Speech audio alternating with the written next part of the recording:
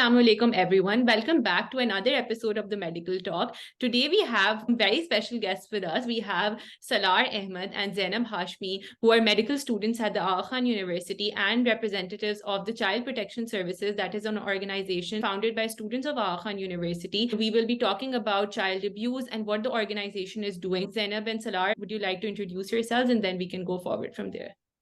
Okay, so I'm Zainab Hashmi. I'm a third-year medical student here at Aga Khan University, and I am from the media department of the Child Protection Service. Assalamu alaikum, Ms. Salar, and I am the president of Child Protection Services for the year 2023.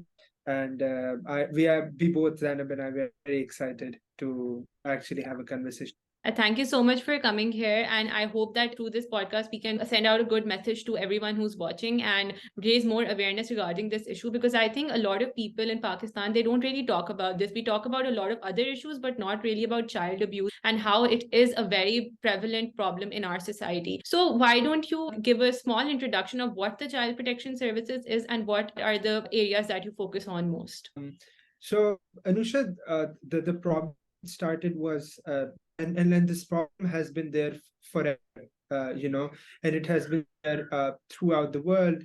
Every year, the same child protection services and the social services in US, they investigate at 3.5 million, and that's again an underestimation cases of potential child abuse, and about a quarter of them are actually cases that and are at the end proven either in the court of law or otherwise as cases of child abuse. So first of all, the thing we have to make sure, and we have to establish, is that this is not a new issue, and this is not an issue only with Pakistan. This is an issue that exists all around the world.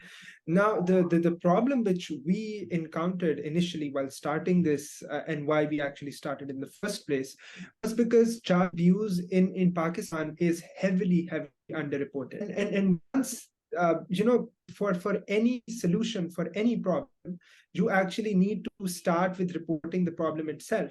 So the figures that we'll be sharing with you in this talk will actually be gross misunderestimation of and underestimations of what the situation actually is. So according to a very recent news report, around 12 to 14 children are abused every day, and that amounts to around 4,000, 5,000 cases of registered child abuse in Pakistan. But now you have to actually go to the core and ask yourself, are there 12 to 14 cases of child abuse reported every day alone? And that's not true. So just think about how many cases just go unreported because, number one, people, it is a societal issue, or people are, for example, most cases of child, especially sexual abuse, are from members of the close family. So for example, from uncles, or from house help, or from teachers. And people are very hesitant to report such cases, and they're like, oh, we can solve it on ourselves, or they take non-legal routes for however to manage these. So there is just this gross underreporting of the cases itself, which is the first thing, and one of the biggest reasons why we wanted to start this initiative, because we know for a fact that unless we don't get to the root cause of the problem itself, there's no point of actually campaigning for better awareness regarding the problem. And then the second thing is, even with the cases that are registered, what are we actually doing about it as a society, as a community, and of course in court of law? So I think, we'll talk about it more. One of the very famous cases was the rape case, the Zainab case, after which the ZAARA bill was also passed in Parliament, and there was this huge uproar in the country, and everybody was so was so wanted, but also very confused. But you have to think about it, because every day when you turn on your TV, it might not be in your headlines. Every day there are cases of child abuse on your television. Every day you see a picture of child abuse on television, on your newspapers, maybe not front page, but there it is somewhere. And so the point is that unless you don't start highlighting these issues, yes, maybe there'll be one event which gets, a lot of media attention, and then it passes without an effect. And then 5 years pass and another event happens, which has happened now, and then it passes without any effect. And then you make a few rules and laws and regulations, but they don't get implemented, or they get stuck in the bureaucratic muddle. Child protection comes under provincial laws, not the federal laws. So every province can have, slightly different contexts to these laws. And so we just came into like think about it, and we just asked ourselves, are we doing enough as a society? And the answer is and so that is from where child protection services started. And so what we do is we have divided our society into 4 to 5 wings. One is, and which Zara will talk about more, is focused on raising awareness. So on social media, through videos, through awareness programs, through messages, through collaborations such as one that we're doing with you now. And then, of course, others with, for example, arranging educational programs. Because we all think it's very important our teachers are trained. How many teachers in Pakistani schools are trained on how to recognize the signs that the kid is acting abused? How many teachers actually know how to deal with a case of sexual abuse if a child opens up? Because we have to admit that spend like 8 to 10 hours of every day their teachers. And of course, there are other wings. So for example, we have activities wing where we arrange talks and walks and awareness drives. And then we have research wing where in the last 2-3 years, we have had some amazing groundbreaking research on child abuse that has been coming. So we were actually founded in 2020. And child protection services is relatively new. Its conception was really recent. And so I just wanted to add a few things that like we have done since like its conception. We've worked with faculty, we have pediatricians, we have psychiatrists, and we have child developmental experts on the team. And with them, with their help, we've been able to set up a child abuse hotline, and we've actually been able to help like victims within AKU. And we've also worked with the Sindh government to reduce abuse, also like follow up on cases that have been identified. And as Salar mentioned, we built a curricula for school children to help them, to keep them safe from abuse. And we've hosted different sort of like seminars and to increase awareness. And we've used our social media to the best of our ability to sort of create awareness videos about like what our organization does and like different topics. Like the most recent one we did was the risk of abuse in disabled children that like, you wouldn't really see anywhere. And also, like as Salar mentioned, we have been able to connect a lot of students to a lot of research projects regarding this issue, because it is through research, I guess, that like, once because as he said, it's heavily underreported. And so it's really important to like be able to go out in the field to do research on the different sort of sub like issues within this like main issue. So yeah, I just wanted to add that. That's amazing. I have been seeing all of these things that you have been doing through your social media. You also went to the juvenile jail for raising awareness. So that's a very important issue. I think disabled children and people who are in jails, they really need attention. Talking about the hotline you established, what has that experience been like? Sure. Anusha, first to explain how our society is set up is that there is a child protection services wing at Aga Khan University Hospital, which is actually, as Zainab has highlighted, consists of pediatricians. So our patient is actually Dr. Kishore Nam. She is actually a pediatrician, a US trained pediatrician, adolescent medicine specialist. And then we of course have neuro and neuropsychiatric pediatricians, and then psychiatrists. So this is a very in sync cohort of individuals, and of course, trained individuals who have been trained in pediatrics and psychiatrists, in psychiatry and psychology, to take care of such issues at an individual part. So what happens essentially in AKU is, if there is a suspected case of child abuse, and if it comes to a doctor, first of all, we have to realize that in Pakistan, doctors are actually not mandatory reporters of child abuse, and this is the things that Child Protection Services has been looking for a very long, which is that we want doctors to become mandatory reporters of child abuse. Because, for example, a patient comes to a 12-year-old, 18-year-old comes to a clinic, and the doctor sees bruises all over her neck, all over her face, scars of previous violence and abuse. And what the doctor do is actually the doctor can ask the child, the doctor can talk to the parents, but the doctor cannot report abuse. The doctor cannot investigate it. In a lot of countries around the world, doctors are mandatory reporters of abuse. So what happens then is that if a doctor feels that a child has been abused, they can actually contact Social Security services directly, and then the Social Security takes over the care of the child, and then of course the matter goes into the court of law for the parents.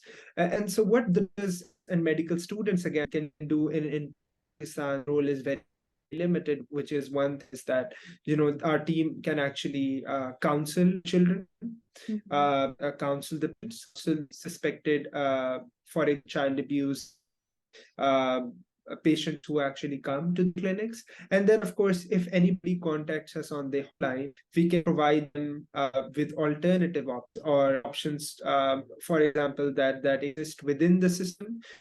Of what you can do. So you can report this legally. How can we provide with healthcare and whatever you need at that point. And then the most important part, where the student wing of Child Protection Services comes in, is raising awareness about this at large, not only within the community, within schools, but also within future doctors.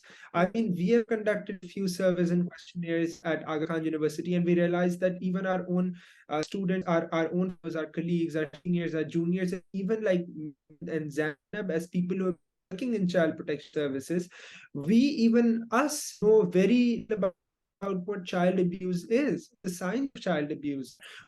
We actually encounter a patient who might have undergone abuse, how to report it, what to do, what are our options as care providers. And I think that is to teach future doctors and future practitioners, so that these cases again don't go underreported like they have been in the past. So that is essentially what we are doing. Individual cases of child abuse which are reported either through the hotline or through the Department of Pediatrics itself, of course, they are more limited to the faculty wing, because I can agree the students are maybe not as well equipped to handle individual cases, which are very fragile cases of very vulnerable children who have gone through a very traumatic experience. And so for that, faculty wing takes over, which, as I've highlighted, consists of pediatricians and psychiatrists and psychologists, and I think they've been a great job as well. As medical students, this awareness about how to manage cases of child abuse is not a part of our curriculum, and we have not been taught this in general classes. Not a lot of people talk about this. So I think it's very important that you have taken the initiative to raise awareness regarding this. And as you mentioned, that it's very important for us as medical students and future doctors to know how to manage such cases. But have you faced any hurdles during the establishment of this hotline, or when you worked with the Sindh government as well? Have you faced any resistances during this journey? So I think I can start, and then of course, can add to whatever I missed, which I think I will miss a lot, because there have been a lot of hurdles. So to start with, the year that Zainab was mentioning, 2020, the first thing that comes to your mind is, of course, COVID-19. Yeah. And so that was what happened, that Child Protection Services actually started, and then we had this gap of with the pandemic. And so what we were doing was shifted online. The research was online, our meetings were online, the awareness sessions we were doing were online, and that media wing stepped in, like in for collaboration and for making posters and for making virtual interactive presentations. And so that was actually, I think, a blessing in disguise, because now we have been using the same material, which we actually worked on very hard, because we had to make it when we were virtual presentation today. And I think that the how efficiently our media team managed that, and so of course the first thing was the second thing is, of course, to gain the interest of audience. So I'm not sure what the environment is when it comes to talking about child protection and human rights in general. But Aga Khan University, especially medical college and then the School of Nursing, they are primarily healthcare related degrees. So what you see a lot is people are not free. We have clinics, we have ORs, we have basic science lectures and PBLs and CBILs and whatnot. And so it might be easier to attract people, let's say, to talk about surgery, or to talk about medicine, or to talk about research, or what your prospect will be of matching into US or to UK or Pakistan. You might not gain a lot of traction if you're talking about a sensitive matter such as child abuse, because people would be hesitant. It's a delicate and a very daunting task in front of you. And so of course we face that problem, which is start a conversation. And maybe is actually the hardest thing to start a conversation. But now that it has started, and the last inductions that we actually had when the 2022 cycle ended, and now we have a new core, we actually received overwhelming response from all 5 years. And of course, that's true. For example, it's very easy to attract somebody, tell them that we're having a talk with a US MD who's giving you a letter of recommendation or elective, and they'd be like, we want to attend. But when you talk about a very sensitive issue, especially in a university that not teaching, let's say, social sciences, or where majority of the students are actually medical or nursing students, it's harder to gain an audience that actually is willing to listen, and more importantly, who has the time to listen. But I think we have started the conversation, and it's been going stronger than ever. This year in our core inductions, we had an overwhelming response and an amazing team. And we're actually now thinking of spreading outside of AKU to, let's say, other universities in Karachi, outside of Karachi, even nationally, because as we have already talked about, it's not an issue in Karachi, it's a global issue, and it requires global attention. Zainab? Oh yeah, for sure. So the thing is that like child abuse is like it's a global issue, right? But the difference between a high income country and like a low income country such as Pakistan is that there's like from a research point of view, for example, there's a dearth of like information. And reasons are because of like there's like, for example, cultural taboos. People hesitate from actually reporting child abuse cases because they're scared of like the image that it'll like how it'll impact the image of their family and how other people around them will react. So like with all of these different sort of like aspects in mind, I think that generally is like a really big hurdle. Like I guess outlooks on issue itself is something that's like a major hurdle on tackling this issue. And I feel that a lot of cases of child abuse, they do involve people who are in positions of power, and it's very difficult to report such cases, especially in rural areas. So it's important to raise awareness and also for the government to take action. So what was your experience like when you worked with the government, the Sindh government? So again, Anusha, it's just when it comes to, for example, government or organizations say that, for example, they don't want to do something, or they're not serious about the issue, I don't think that's the kind of attitude we should be going about, because whenever we have asked for help, and for example, whenever we have gone through the proper channels, we have received not the best response, but we have received a response, and they have been cooperative at times, and then other times the response has been warm. And so here, what I remember is, for example, a visit that we had to the Central Jail of Karachi. It's one of the few places which actually have juvenile prisoners, and Zan talk about that experience more as well. But what we encountered were refugees, people with different ethnicities. So, for example, Pashtuns and Balochis and Sindhis and Punjabis and kids, all of them were children between the ages of 8, 9, 10, 11, 12 to ages of 17 or 18. And they were charged with, with murder, with assault, with terrorism. And it was just, it was hard wrenching to actually talk to them, ask, because we were not trying to ask what would they had committed. It was heart-wrenching to talk to them because at the end of the day, they were children. For example, we got sweets for them, we got coloring books for them, and they were so happy. And I just asked myself this question: do you think putting somebody in prison for the next 5, 10, 15 years is actually going to correct the mistake that they have made? I would actually argue otherwise, because putting them in an environment with 100 other people who feel the same way about the system that has actually failed them, uh, is not going to end well for them. Would they be a productive part of the society? No. Would they actually get a good job after this sentence on their track record? No. Would they be going to schools or colleges, universities? No.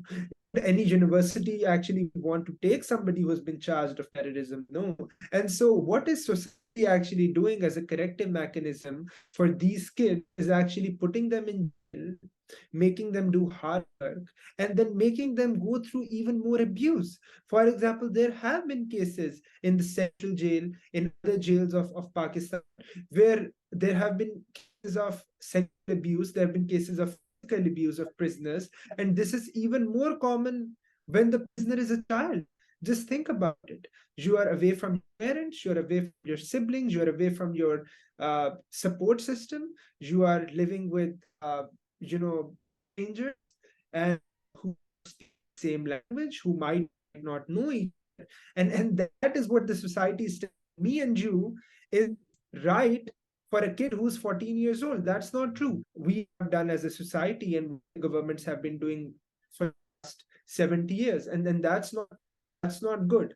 I think that children, regardless of whatever crime committed, in jail, where the living conditions are subpar, where the education that you're giving them is subpar, where the food you're giving them is subpar, their nutritional requirements are not being met, where they get time to play, to go outside, to make friends, to engage in conversation, watch something that they watch on TV, a haircut.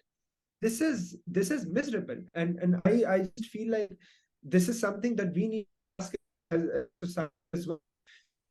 If somebody steals 1,000 from me and he's a 15-year-old child, would I want him to go to jail for the 5 years and nothing change in the whole society? I mean, what is the output? And I think we can talk about it. Yeah, I just like to add on, like, these children were like, they were charged for very superficial reasons, right? And they were charged for superficial reasons, but they were having to give a sentence of a good few years, that very important for their development, for their growth, personally, professionally, and everything. And because of this one they were in the wrong place at the wrong time, in the hands of the wrong person, and they're having to pay a price that is not fair at all. And so we did visit the facility, and they did have classrooms, they did have technical training rooms, but the problem was that they were all very scattered. One person was the same classroom studying an Urdu book, and another student was studying a math book. There was no structure, there was no curriculum, other than that, like, they're not being given the proper rights that they should be given. So that was, as Salar mentioned, like, it was really heartbreaking to see that, and to see that they were only there because for no reason at all, technically. So yeah.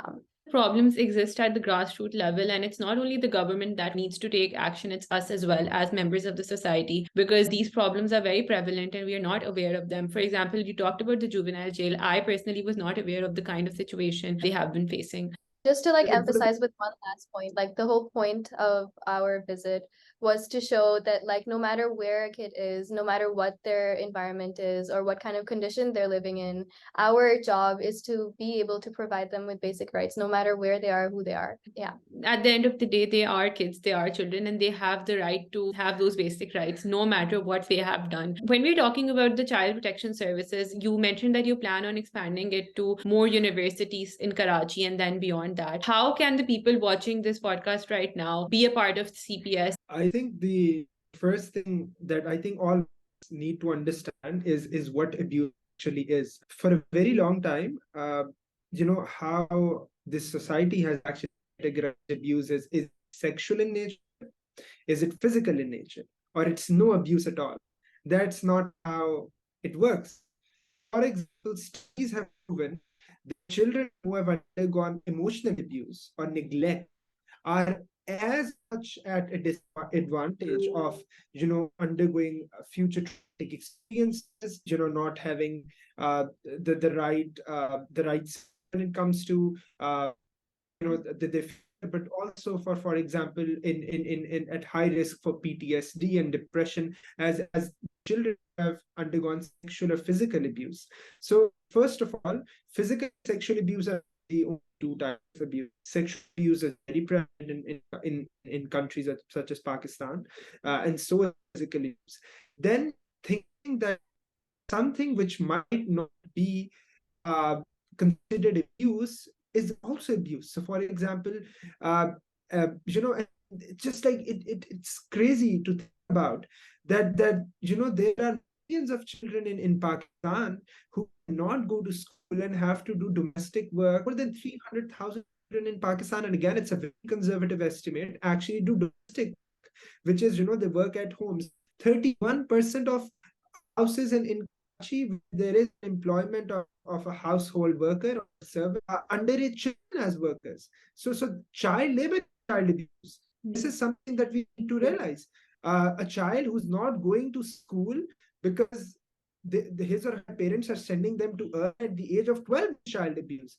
How do you expect a child start earning at 12 when they've not gone to college, when they've not gone to school? How do you make it? How do you expect them to make such important decisions about their career? I mean, I am 22 and I'm not sure if I want to be a doctor. I'm studying, I'm doing medicine, and I might something else.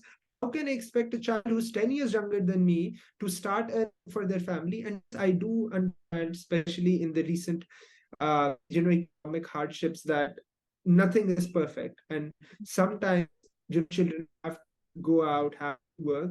But even in those cases, all around the world, there are laws, there are rules, limitations, how much a child can work per week. What are the conditions? What are the working conditions for a child?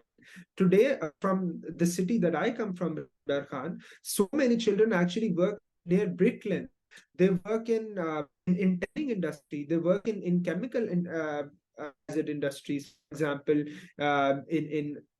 example, for cotton industry and flow gilling industry, you are actually being exposed to harmful substances where there are environmental hazards and nobody cares because your child is working. I mean, I've seen it with my own two eyes that an adult is given goggles and a face mask, but a child is not. They consider child as an equal worker. In places such as Sialkot and Faisalabad, they make clothing items and sports items.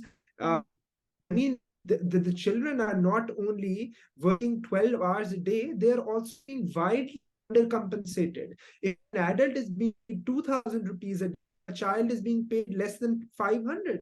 I work with an NGO in AU Fala, and we meet so many people every day. Some of them, even children, work and highly underpaid, less than anybody can expect to survive on. And I think that is shameful. So that is child abuse. A child working in substandard environmental conditions, a child working in conditions that international environmental laws don't allow, a child working 12 hours a day, a child going to workplace instead of to school. All of this is child abuse. And child abuse can also happen in very close family. So, for example, emotional abuse. Children suffer emotional abuse from their parents. Children can suffer emotional abuse from their teachers. Children can suffer emotional abuse from their siblings. And sometimes what we think is, माँ बाप आपको डांट रहे हैं या teacher आपको डांट रहा है, that has a very negative effect in the formative years of your life. The children can end up with long-term depression, with long-term PTSD, with obsessive compulsive disorders. Studies have shown that. Parents need to realize that. Teachers need to realize that. Friends need to realize that. So child abuse, then bullying and cyberbullying, that is child abuse.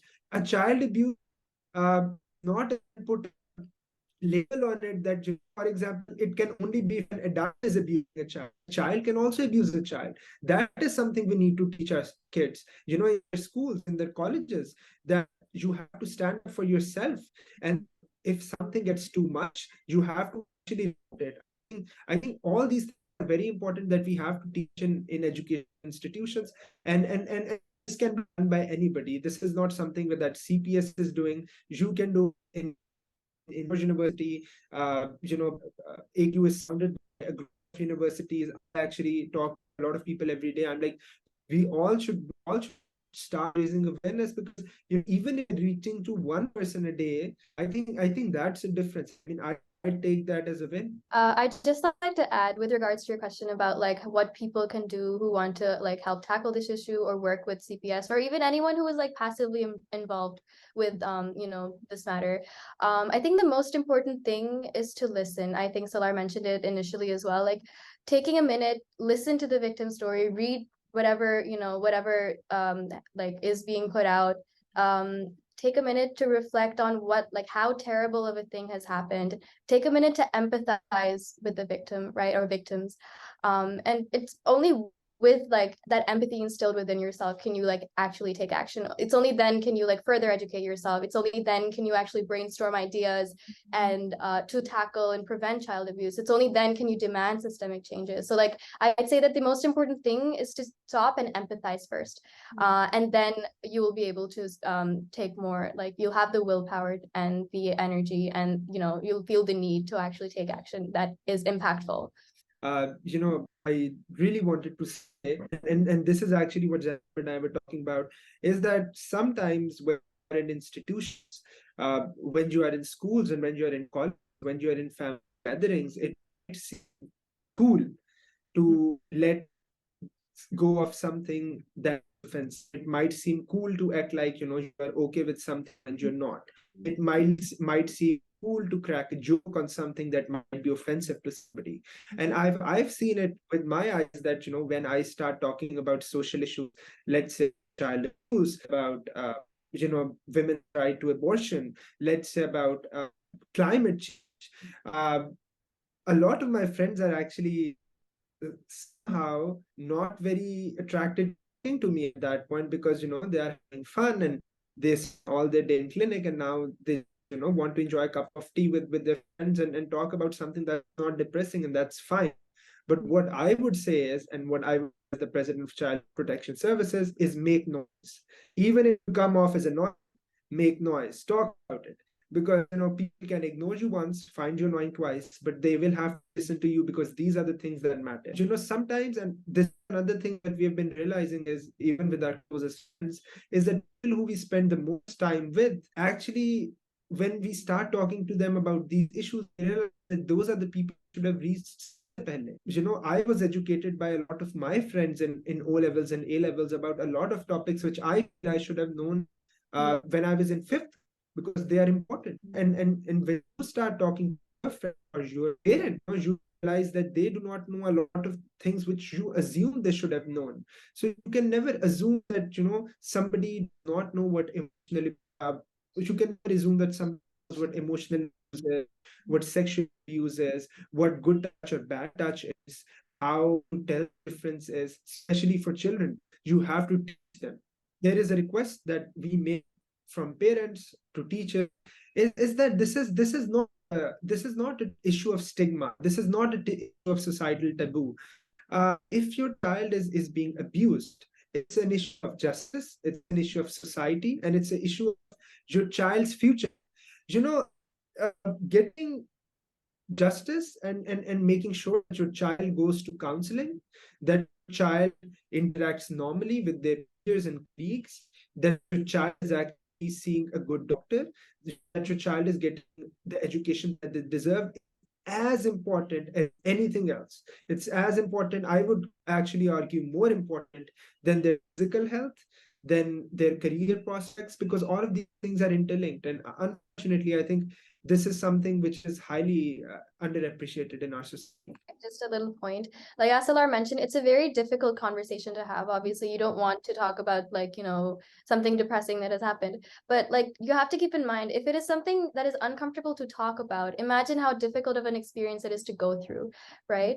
So it's very important, and dialogues do help. Like I've recently had the opportunity to talk to someone who works with children from an underprivileged community, and like you wouldn't expect someone over there, like that person doesn't work, um that person works there, but and you wouldn't expect that person to be very, aware about maybe to some extent, but not to a large extent, to be aware about, the different types of child abuse, and especially like psychological abuse. People don't really talk about mental abuse and emotional abuse and neglect.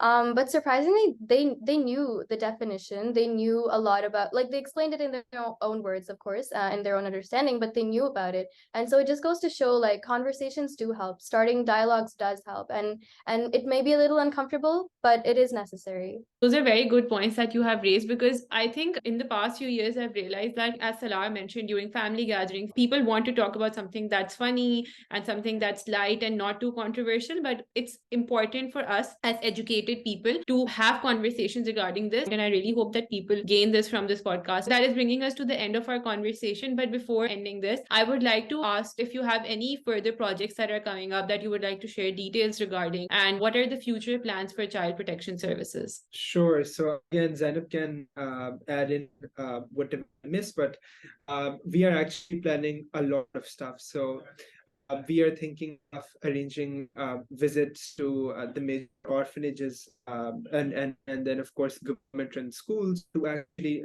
assess the situation of children rights, their living conditions, their nutritional needs, and also to maybe set up, if we are lucky, a health camp in one of those, that we are also giving something practical in it.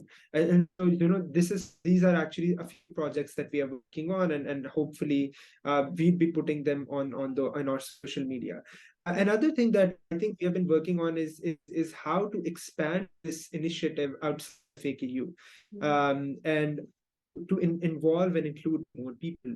And for that, we are actually thinking of having, for example, a poetry competition, an arts competition, where you can actually show and showcase what child abuse is. And then, of course, we are thinking of collaborating with NGOs and organizations that can help us take this initiative onto a bigger scale. Another very important thing is, and I think this is the most important thing when it comes to our job as members of Child Protection Services, is actually campaigning for the rights of children, making a point.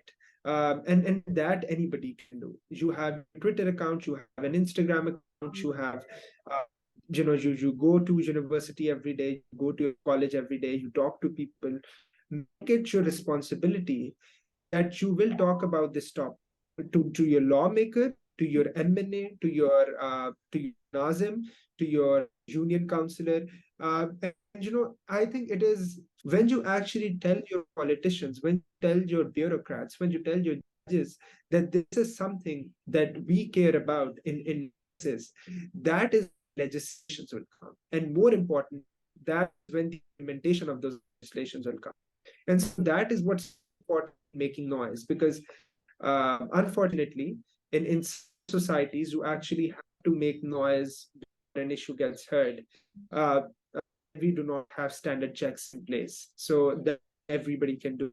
And then we have a lot of field visits planned, a lot of field visits where we are even hoping to include people from outside of AKU, from other universities, actually experience what it feels to be a child in a foster home, what it feels to be a child in an orphanage, what it feels to be a child in a juvenile prison, what it feels to be a child in a slum school, what it feels to be a child in a flood-stricken region, and then to experience how you can put somebody in a position where they do not have access to food, to healthcare, to mental health, to education, and then consider them and ask them to be useful it's for society, and that's very unfair. And I think it's only when we put ourselves in their shoes that we start realizing how unfair that is. So these are all the projects that we have in mind. Zainab can talk about more things that are related to media and outreach and marketing itself. Yeah, no, so Solar more or less touched on everything that we're planning on doing this year. We're definitely trying to expand in all the aspects that we can. With regards to media, we're definitely trying to post more videos, awareness videos about different topics. We're trying to involve more faculty, more students. We're definitely we're hoping to like have more podcasts like this. Maybe we can have this again on something more topic specific. Just things like that, more engaging content, because people like to be, people like it when like they're interacted with, right? So yeah, inshallah, these are the things that we plan to do. But like we're only a handful of people right now, but each and every one of us are very, very determined to make as much change as possible as we can.